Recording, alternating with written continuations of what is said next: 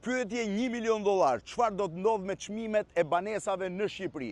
Tirana duket se ka një rritje maramëndse të çmimeve të banesave, të cilat dikur vërtiteshin te 1.000-1.500 euro, ndërkohë sot kanë shkuar në maksimumin e tyre 6 deri në 6.500 euro për disa nga kullat kryesore të Tiranës, ndërsa një kullë e re sapo hedhur në treg ofron 10.000 euro metrin katror. Edhe shtëpit dikur të lira që shiteshin 400-500 euro, sot kanë shkuar mbi 800 euro ato në periferinë e largët të Tiranës, madje kanë kaluar 1.000 euroshin. Po çfarë do të ndodh me çmimin e shtëpive në Shqipëri? Kush i ble gjithë këto banesa? Kjo është një pikë pyetje e vështirë për t'i dhënë përgjigje. Por pyetja më e madhe është, a do ta ruajmë banesat vlerën e tyre, a do rritet apo do të bjerë çmimi i banesave në Shqipëri?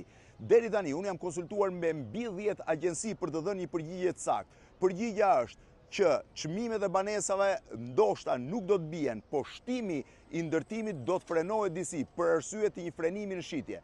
Godinat në pozicione të mira, godinat e reja dhe me standarde nuk do ta humbin kurrë vlerën e tyre.